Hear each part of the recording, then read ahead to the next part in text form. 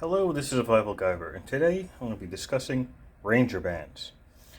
Ranger bands are like a heavy-duty rubber band. You can make them yourself.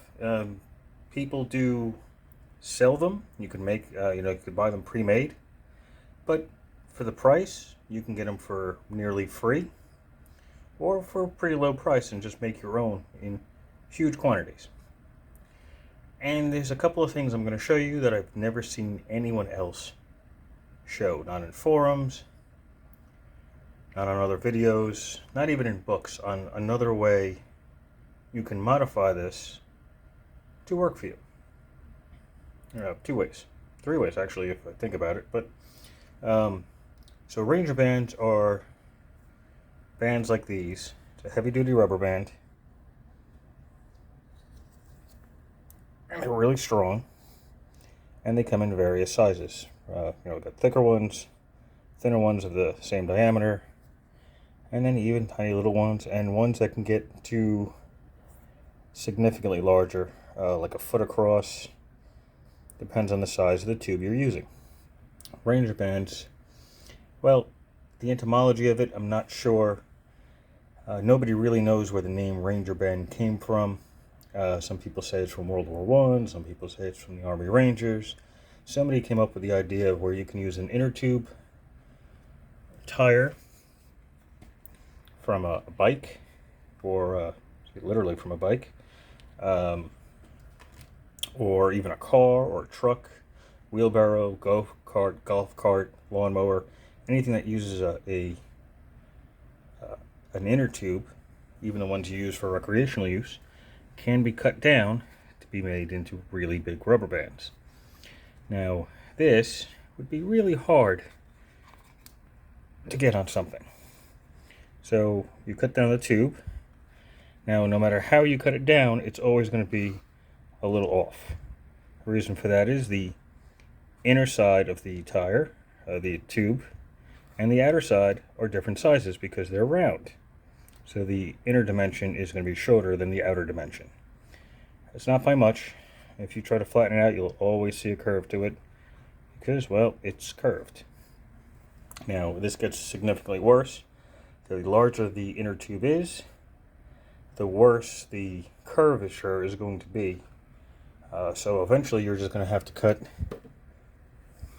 like wedges. You're going to have these little wedges left over when you cut the tube. Now, this is actually from something else, but the bigger the tube, you're just going to have these little pieces that seem to be useless, but they also have a use. Maybe not environmentally friendly, but in case of emergency, this inner tube material, this rubber, burns. You need to use a lighter or some other kind of torch. A simple ferrocerium rod and striker will not set them on fire. So you would have to, hold it, light it. It could be, wet for a short amount of time. It could actually be wet for a very, very long time. I'm not going to set it on fire here because I'm at my desk in a house with a smoke detector about 3 feet away. But with a lighter, you can light them, and they will burn for about 15 minutes. 10 to 15 minutes, that's about average, depending on the size of the piece. And these are actually pretty large, so there's probably going to be closer to 15 minutes. And, again, because it's a waterproof material, you can submerge them in water for a very long time, and they will still ignite. So, even the little scraps that come out of this are useful. That's a scrap piece. Actually, all of these are scrap pieces. That one's actually not too bad, but you can see how there's that bit of an arc there. That is actually the end of one piece. All these little pieces, and this one I broke while testing, which this size tube, which is actually from a 29-inch bicycle inner tube. So that's it's for like road hybrid and mountain bike tires. It goes from 2.1 inches to like 2.5 is regular inside diameter, and they'll expand 2 to 3 times their initial starting size. So that's not too bad. So There is no scrap. Even, here's something I'm going to show you. The valve is still really useful. What can you do with the valve? Well, it's got a small hole on the inside. Let's see if I can get this on camera. I don't know if I can. My lighting source. There's a little hole there. This is made for air, but say if you have a pinhole in a piece of tubing or something and you want to use it for sampling water, or maybe you need air for some other reason in there, well, now you have an air port. You can slide this over the tube that you need to fix, strap it down, either with paracord or more bands. Depending on the size of the tube, this may just be sufficient itself. And now you have an accessible valve for fluid or air. So there's always a use for these things. I have a big container, ones that I have. Now, so this one, these tiny little ones, is from a 27-inch inner tube tire. This is usually for like a road bike. This is 1 1/8 to 1 1/4. So it's tiny, but it stretches and it's actually pretty good size. These are actually good for, I don't know where I just put the lighter. If you wanted to waterproof your lighter, you put a zip tie around here to prevent this from losing gas. And then you can use one of these to hold everything down. You can actually just do it this way too, depending on the size. That should, there we go, won't allow me to press that down. But also, a lot of people will put, this size tube. I have very little of this size. I only had a little bit from the scrap pile I had for the whole thing. So in this way, if you were carrying this part of an emergency kit, so you have a fire option and tinder you could use. Now the problem with burning these is the smoke is toxic. It's not environmentally friendly. If you have to do it, you do it as a last resort. But yeah, don't inhale it. It would be really bad. So these larger bands, larger pieces, again, you'll see they're on a bit of an angle. There's not much you can do about it because of the size difference between the inner and the outer side of the tube. But they have all sorts of uses. You can use them to help keep tins closed. Like if you have a survival kit, or in this case a small sewing kit, now you can't open it. If you get a larger one, you can put it around the outside, around the actual seal, and that will actually seal it, so it'll be waterproof to a point. You'd have to test that on your own, depends on how thick of a tire inner tube you decide to use. Of course, you could always turn them inside out if necessary, and you can do it that way. I do not have the finger strength to do this like that, but you can. So different size tire tubes have obviously a different dimension. Now, here to give you an idea,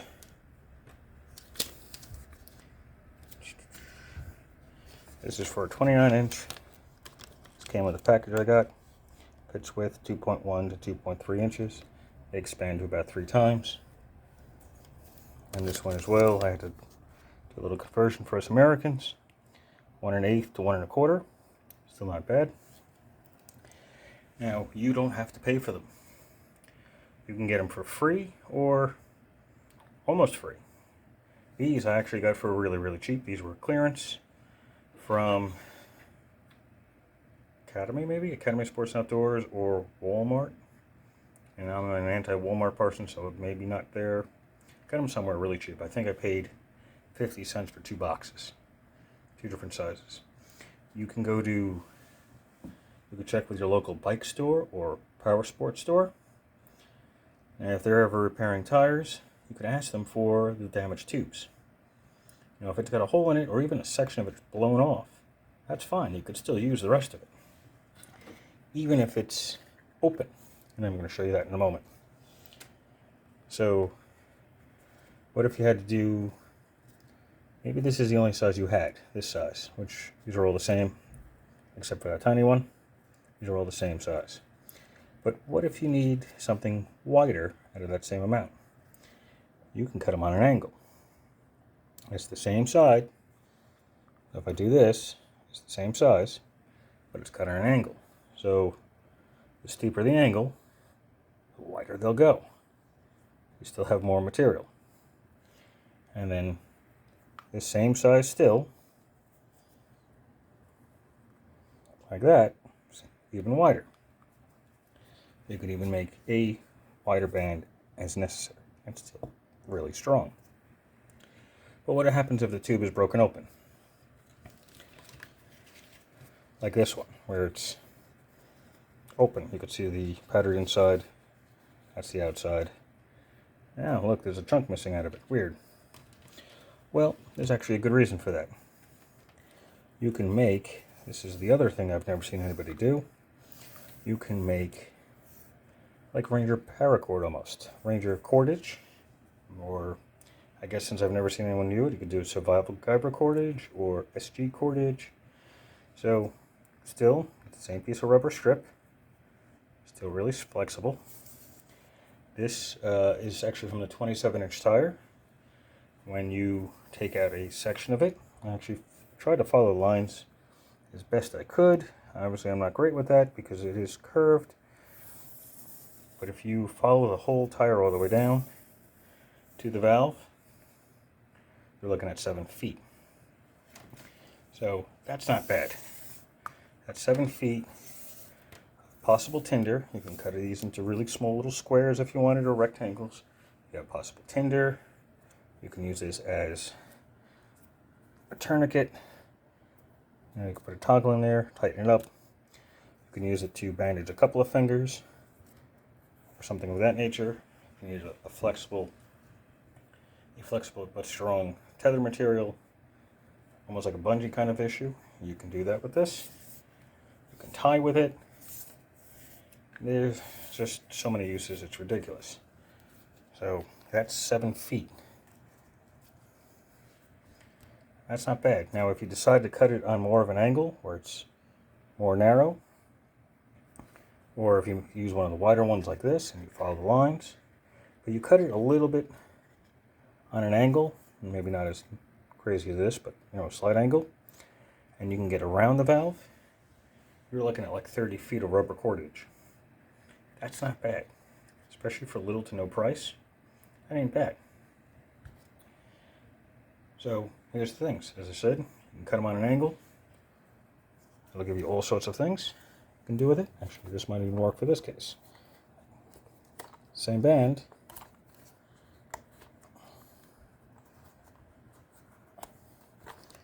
Like a little pointy thing on the end in there. Not a big deal. But it's the same band as the one that goes that way.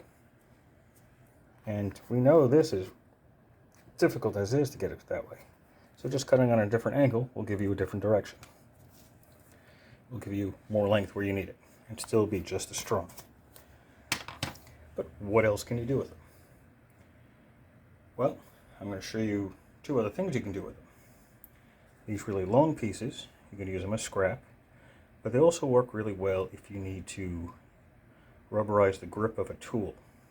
Say a hammer or an axe, chisel, even a knife.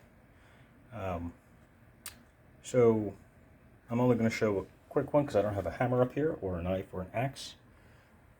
Here's a tube screwdriver. So simple handle. Slide that over. There you go. Now you have more grip. Yeah, now that's actually quite a bit more grip because otherwise it would be harder to remove, and that was really easy. So do that. You put this on. In this case, this breacher bar here. If you got maybe a little bit thicker piece, you can still use that. Help you out, give you some more grip. Gotta be careful because this end, although not particularly sharp because it's a pry bar, can still cut. What else can you do with that? Even the small ones. you can use the small ones. See, this is too big in this case. I can always loop it around and have an extra little piece of grip there. Whoop. Or, hey, remember this stuff again? Well, what happens if you just do this? I wrap the end around a couple of times so it holds its own tension, and wrap the handle with it.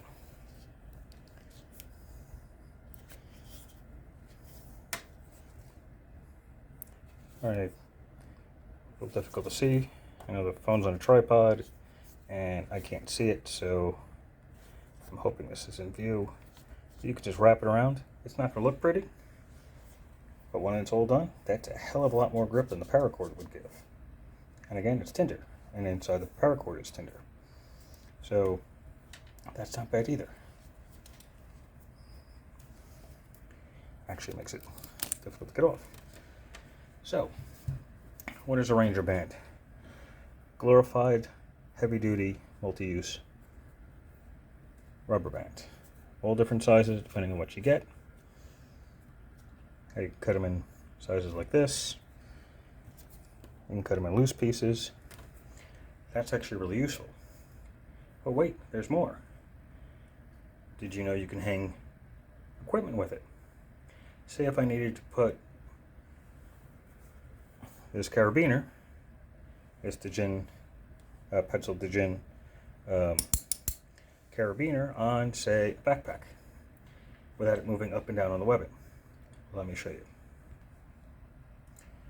Okay, so here is my day hiking backpack, bright orange, got some reflective stripes on it. This is actually a, you may not be able to see it upside down, but it's a Battle Box branded. I think this is the first one they did, or I don't know if they're doing any others, but I love this backpack. It is awesome. I've changed some of these toggles out, but I'll discuss that in another video. So, if I take this carabiner, crud, it moves everywhere. Nothing's going to hold it in place. But one of these can. A Ranger band can hold it. Even this little tiny one can hold that in place anywhere I want on this strap. So let me show you. Take this off for a moment. Put this underneath like that. Make a little loop with it. Put that through. Tighten it up. Might be a little bit too thin of a webbing for me to use as an example, but now it holds. Put it down, and it'll hold. I can move it up, and it'll hold. I can also move the carabiner around to whatever position is necessary for whatever I need to hang off it. So that's cool. And it'll work on just about any webbing that you can get this across, depending, of course, the size of the band you're using. They just simply come off, and of course, if this is on an emergency bag, like a bug out bag, 72-hour bag, anything like that, again, you still have the ability to use it as tinder. Again, not recommending it, but it will burn. And that's it. And that's about it. There is one thing I would recommend if you do decide to go this route to make them. Of course, you can get from, as I said, a bicycle shop, even REI on their garage sales, things of that nature. Even you can find a bike on the side of a street, somebody's throwing it out. You can get all sorts of stuff off it, including chain, whatever else. The one thing you need to know that is, if you're using a scissor or a knife, it may get gummed up. So, here's my Weiss scissors, and this is what I actually use to cut them down with. You can see there's all sorts of crap on the blades. That's from doing this. And it cuts quite easy. And you can cut it that way as well, same thing. Just remember, at the end, clean your shears.